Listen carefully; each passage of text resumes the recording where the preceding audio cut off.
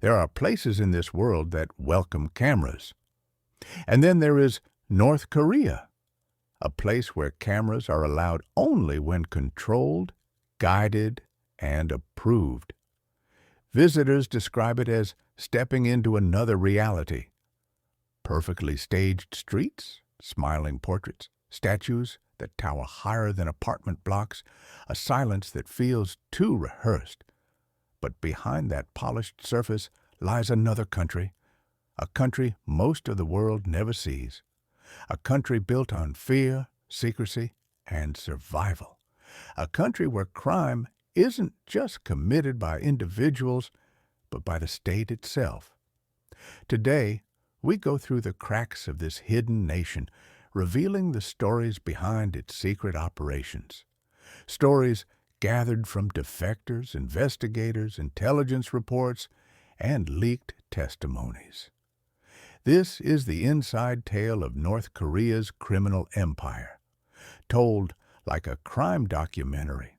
It is said that North Korea operates with two economies, the one tourists see and the one that keeps the regime alive. When famine struck the country in the 1990s, thousands of people starved. But inside government buildings, a different conversation was happening. Officials weren't discussing how to reform the economy. They were discussing how to replace it.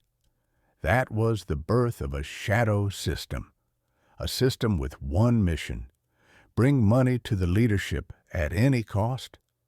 This wasn't a typical dictatorship. This was a family business, and survival meant expanding into the global underground. To understand North Korea's crimes, you must understand this: nothing happens without the regime's approval. Every illegal business, every secret operation, every hidden scheme, all of it reports upward. This wasn't chaos. It was design.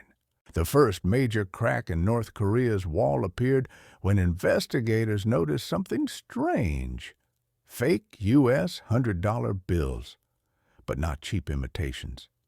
These were so perfect that experts called them super notes. Cashiers couldn't tell the difference. Banks had trouble detecting them. Even advanced detection machines struggled. It was as if someone had printed money with equipment just as good as the U.S. Treasury. Over years of investigation involving intelligence agencies, undercover surveillance, and defectors, one conclusion emerged: these supernotes weren't made by criminals in dark basements. They were made by the state itself.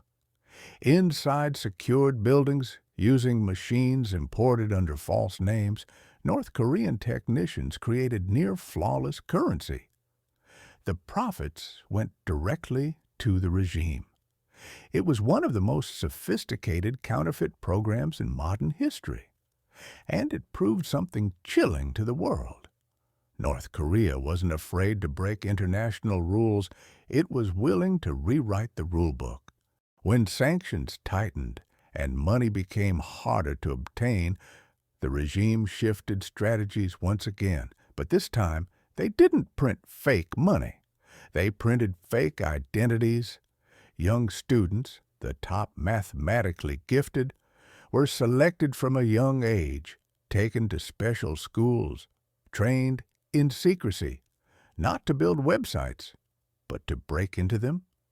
These students became part of the infamous cyber unit known globally for attacks that reached banks in Asia, cryptocurrency exchanges, entertainment companies, government networks, hospitals, and even global financial systems.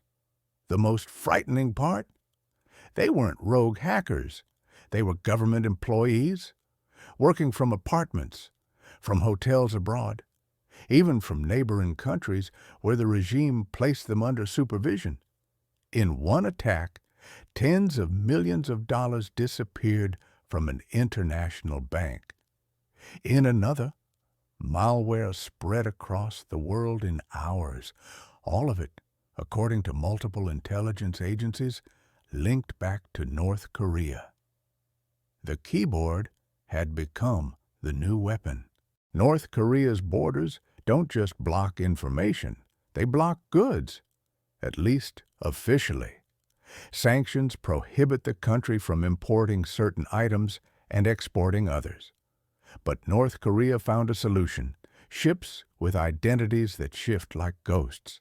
Satellite images revealed vessels turning off their tracking devices, ships meeting in the middle of the ocean in dark transfers, containers with falsified labels.